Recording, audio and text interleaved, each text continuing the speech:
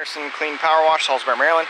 We are trying to get all this gunk and dirt off of this tennis court, but you can see it's got a good bit of height to it. What we've already done, you can see here, is we've taken the turbo nozzle, and bear with me one moment while this.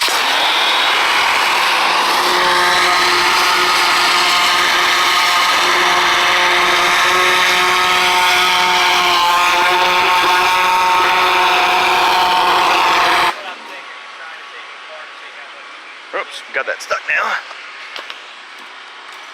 But that gives somewhere for that water to go.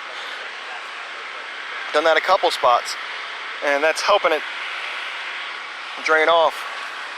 It was about 5 feet wide the whole way along. And we'll put another hole or drain point in through here.